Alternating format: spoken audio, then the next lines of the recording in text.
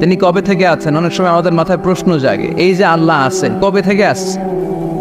কবে থেকে উনি? শুরুটা কবে? আল্লাহ বলে আমি সূচনাহীন অতীত থেকে আছি। আমি এমন অতীত থেকে আছি যেই অতীতের কোনো সূচনা নাই। সুবহানাল্লাহ বলবেন না? আবার আমি সীমাহীন ভবিষ্যৎ পর্যন্ত থাকব। সুবহানাল্লাহ পড়ে। এমন ভবিষ্যৎ যেটা সীমা নাই, এমন অতীত যেটা শুরু হয় নাই, তিনি হচ্ছেন আল্লাহ। চিল্লায় বলেন তিনি কে? এজন্য আমরা বলি রাদিতু বিল্লাহি রাব্বা, রব হিসেবে আল্লাহ তোমারে পেয়ে আমরা খুশি। এই জন্য আমাদের ইবাদতের সব জায়গায় এই রবের নামের গুণগান আছে না নাই? আমরা যখন রুকুতে যাই আমরা পড়ি সুবহানা রাব্বিয়াল, আবার যখন আমরা সিজদায় যাই আমরা পড়ি সুবহানা রাব্বিয়াল আ'লা, রুকুতে গেলে সুবহানা রাব্বিয়াল আযীম, আবার যখন সিজদায় যাই তখন আমরা পড়ি সুবহানা রাব্বিয়াল আ'লা। আবার কবরের জীবন যখন আমরা শুরু করে দিব, কবরের প্রথম প্রশ্ন হবে তোমার রবের নাম কি? আমরা বলবো আল্লাহ আমারে রব, আল্লাহ আমারে রব, এই রবি আমার সব। দমে দমে তনু মনে তারি অনুভব, তোমার দুনিয়াতে আমি যেদিকে তাকাই অতই নেয়ামতে ডুবে আছি সবাই। পাক পাখালির গানে শুনি তসবিহ কলো রব, তসবিহ কলো রব, আল্লাহ আমার রব, এই রবি আমার সব। সুবহানাল্লাহ, কি অসাধারণ কথামালা! আল্লাহ আমার রব, এই রবি আমার সব। আল্লাহ যদি আমার সাথে থাকে পৃথিবীর কোনো শক্তি আমার থামাতে পারবে না। চিল্লাবে না ঠিক কিনা? আর এই রবকে যদি তুমি হারাও, রব যদি আমার বিপক্ষে চলে যায়, পৃথিবীর কোনো শক্তি আমার কোনো উপকার করতে পারবে? এজন্য বিশ্বনবী বলতেন ইযা সাআলতা ফাসআলিল্লাহ ওয়া ইযা ইসতাআনতা ফাসতাইন বিল্লাহ। যখন সাহায্য চাইতে মনে চাইবে, সাহায্য চাইবা কার কাছে? আমাদের কোনো গুরুত্বপূর্ণ ঘটনা ঘটলে, গুরুত্বপূর্ণ লাইফ ইভেন্ট ঘটলে, কিংবা আমরা কোনো বিপদে পড়লে সবার আগে আমরা ফেসবুকে শেয়ার দিই, ঠিক না? কথা কন। ফেসবুক অ্যাকাউন্ট নাই কার কার দেখি? ওই আল্লাহর ওলিদেরকে একটু দেখে রাখি। মাশাআল্লাহ, অনেকের নাই, অনেকের ফেসবুক অ্যাকাউন্ট নাই। তো এটাতে ভালো কাজে লাগানো উচিত। যেটাই আমরা করি এটা যেন ইসলামের পক্ষে যায়, ঠিক কিনা? মিন হুসনি ইসলামিল মারই তানকুহু মা লা ইয়ানিহি। ব্যক্তির ইসলামের সৌন্দর্য হচ্ছে যে অনর্থক কাজ ব্যক্তি করবে না। যে কাজে সওয়াব আছে, যে কাজে কল্যাণ আছে, ব্যক্তি শুধু ওই কাজটা করবে। চিৎকার করে বলেন ঠিক কিনা? অনর্থক কাজ করা ঠিক না, অনর্থক কথা বলা ঠিক না, অনর্থক সম্পদ নষ্ট করা ঠিক না, অনর্থক টাইম পাস করা ঠিক না। কারণ মুমিন জানে মা ইয়ালফিযু মিন কাউলিন ইল্লা লাদাইহি রাকীবুন আতীদ। মুমিনের জিহ্বা দিয়ে যা বের হয় তার প্রতিটি শব্দ পাই পাই করে হিসাব নেবে কে? আমাদের জীবনে অনর্থক কথা আছে না নাই? চায়ের দোকানে বসলে নিমসারে আছে নাকি এগুলা? অপ্রয়োজনীয় আলাপ, নিজেরও কাজে লাগে না, ফ্যামিলিরও কাজে লাগে না, ইসলামেরও কাজে লাগে না, খালি খোসা খুঁজে ঠেলাঠেলি বাড়ায়। এরকম ডাকাত আছে না নাই? অপ্রয়োজনীয় কথা, অপ্রয়োজনীয় কাজও আছে না নাই এদেশে? দেদারসে মানুষ করে বেড়াচ্ছে অপ্রয়োজনীয় কাজ। হুজুরে পাইলে হাজার হাজার ছবি আছে না নাই? এটা অপ্রয়োজনীয় না? হজে গিয়েছিলাম এবার, কমসে কম 10,000 ছবি তুলছে আমার সাথে হাজিরা। অপ্রয়োজনীয়, প্রয়োজন নাই। এসেছে ইবাদত করতে, হুজুর একটা সেলফি। ইয়াং ছেলেপেলারা সেলফি তোলে বেশি। আর বুঝলাম না আঙ্গুল দুটা এরকম করে রাখ। আমি বললাম এটা কি? হুজুর ইটস গ্যাংনাম স্টাইল। এটা কি? Gangnam style. এরকম বাঁকা করে থাকবে আর এরকম দুটা ছবি তো। এগুলো অনর্থক। মুমিন ওই কাজ করবে যে কাজটা constructive, fruitful for him, for his family and for the society. যেটা তার নিজের কাজে আসবে, যেটা তার ফ্যামিলির কাজে আসবে, যেটা সমাজের কাজে আসবে। এই কাজগুলো করার দরকার আছে না নাই?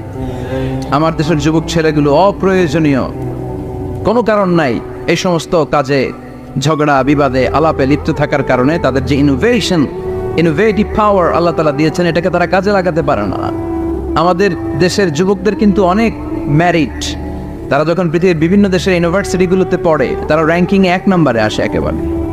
আমি যে ইউনিভার্সিটিতে পড়ি, ইন্টারন্যাশনাল ইসলামিক ইউনিভার্সিটি মালয়েশিয়া, ওখানে বাংলাদেশিদের ফলাফল রেজাল্ট সবচেয়ে ভালো। হার্ভার্ডে যান, ক্যামব্রিজে যান, অক্সফোর্ডে যান, যেখানেই যাবেন বাংলাদেশিদের ফলাফল অনেক ভালো। তো তারা সেখানে অপ্রয়োজনীয় কাজে তাদের সময়কে নষ্ট করে না।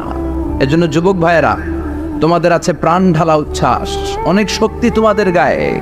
এখন তোমাদের রক্ত গরম, তোমাদের এই গরম রক্ত ইসলামের কল্যাণে কাজে লাগাইতে হবে। শুধু সেলফি তুইলা সময় নষ্ট করা যাবে না, চিল্লায় বলো ঠিক কিনা। কিছুদিন আগে আমি দেখলাম মানবতার দেয়াল। কিসের দেয়াল? কিছু ছেলে পেলে নিউ আইডিয়া বের করেছে যে এটার নাম মানবতার দেয়াল। খুব সম্ভবত মসজিদের এক ওয়ালের মধ্যে তারা লিখেছে মানবতার দেয়াল, আর কিছু হ্যাঙ্গার টানিয়ে রেখেছে, আর বলেছে যেটা অপ্রয়োজনীয় রেখে যান, আর যেটা আপনার লাগবে নিয়ে যান। এই যে শীত, প্রচন্ড শীতে অনেকের জ্যাকেট নাই, আমাদের কয়েকটা করে জ্যাকেট, জাম্পার, সোয়েটার, চাদর, মাফলার, অনেকের একটাও নাই, আছে না নাই? তারা দেয়ালের নাম দিয়েছে মানবতার দেয়াল। এখানে আপনার অতিরিক্ত পুরান জ্যাকেট থাকলে রেখে যান। তো অনেকে পুরান জ্যাকেট, মাফলার, চাদর ওখানে ঝুলিয়ে রেখে গিয়েছে। আবার লিখে দিয়েছে যার লাগবে তিনি নিয়ে যান। যার মাফলার নাই, যার জ্যাকেট নাই, চাদর নাই, তারা এসে নিয়ে যাচ্ছে। এটা একটা সুন্দর আইডিয়া না? তো চায়ের দোকানে ছেলেপেলেগুলো যদি মারামারি করতো, অপরাজনীতি করতো, গুতাগুতি করতো, কিলাকিলি করতো, তাহলে মাথা থেকে এই আইডিয়াগুলো বেরোতো? কথা বলেন। Human capacity is amazing. কি পরিমাণে আল্লাহ তাআলা যে আমাদেরকে ক্যাপাসিটি দিয়েছে, আমাদেরকে যে কত প্রিভিলেজ আল্লাহ তাআলা আমাদেরকে দিয়েছে আমরা জানিই না। আমরা আমাদের দেহে কত শক্তি, সম্ভাবনা নিয়ে যে ঘুরে বেড়াই আমরা অনুধাবন করি না। এজন্য সময়গুলোর কাজে লাগাও। কিন্তু আফসোসের সাথে লক্ষ্য করা যাচ্ছে যুবকদের চরিত্রকে ধ্বংস করে দেওয়ার জন্য যে কয়েকটা হাতিয়ার আছে সবগুলো বাংলাদেশে আছে না নাই? ইয়াবা আছে না নাই? ফেন্সিডিল আছে না নাই? হেরোইন আছে না নাই? মারিজুয়ানা আছে না নাই?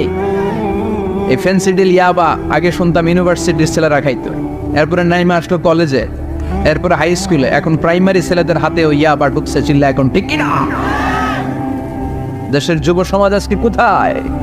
পর্নোগ্রাফি, এক একটা মোবাইল, এক একটা হিন্দি সিনেমার কারখানা। ইন্ডিয়ান নায়িকাদের কোমর দোলানো ডান্স আছে না নাই? স্মার্টফোন নিয়ে ছেলে স্মার্ট হয়, কিন্তু ইমান, আখলাক, চরিত্র সব শেষ। অপরাজনীতি, রাজনীতির নামে মন্দ, খারাপ, প্রতিহিংসামূলক ছাত্র রাজনীতি। নেতারা এই যুবক ছেলেদেরকে ইউজ করে, ওর বিরুদ্ধে ও মার, তুই ওরে মার, ওনারা থাকে অন্য জায়গায়, আছে না নাই? এভাবে আমাদের দেশের ছেলেদের চরিত্র, তাদের সম্ভাবনাকে আমরা নষ্ট করে দিচ্ছি। যুবক ভাইয়েরা, in the day of judgement, কিয়ামতের কঠিন ময়দানে আল্লাহ তাআলা 7 শ্রেণীর ব্যক্তিকে তার আরশের নিচে ছায়া দিবেন। এর মধ্যে এক শ্রেণী হচ্ছে তোমরা যারা যুবক, শাবুন নাশাআ ফি ইবাদাতিল্লাহ। ওই যুবক যারা তাদের যৌবনে, তাদের সময়টা, তাদের দিন, তাদের রাত তারা আল্লাহর ইবাদতে কাটিয়েছে। সুবহানাল্লাহ পড়েন। 7 শ্রেণীর মধ্যে 2টা শ্রেণী হলো যুবক। একটা হলো যৌবন সময়ে যারা আল্লাহর ইবাদতে রাত কাটায়, সময় কাটায়। আর দ্বিতীয় ওই যুবক, যে যুবককে কোনো নারী অন্যায় কাজের, অন্যায় প্রেম করার পরকীয়ার অফার দেয়, ওই অফারকে ক্যান্সেল করে ওই যুবক বলে ইন্নী আখাফুল্লাহ, আমি এই পরকীয়ার দিকে যেতে পারি না, কারণ আমার অন্তরে ভয় আছে একজনের, তিনি কে? যাদের হৃদয়ে আছে আল্লাহর ভয়, তারা কবু পথ ভুলে যায় না। আল্লাহর প্রেম ছাড়া এই দুনিয়া কারো কাছে কোনো কিছু চায় না, ঠিক কি না? রাতের আধারে যারা সেজদাতে রয়, দু চোখের স্রোতে নদী যেন বয়। আল্লাহু আকবার। তো তাহাজ্জুদ পড়বে কখন? ফজরে তো পড়তে পারে না, আছে না নাই? রাতের আধারে যারা সেজদাতে রয়, দু চোখের স্রোতে নদী যেন বয়। ছলনার হাতছানি যতই ডাকুক, পেছনে ফিরেও সে তাকায় না। যাদের হৃদয়ে আছে আল্লাহর ভয়, তারা কবু পথ ভুলে যায় না। আল্লাহর প্রেম ছাড়াই দুনিয়ায় কারো কাছে কোনো কিছু চায় না। চিল্লায় বলেন ঠিক কিনা?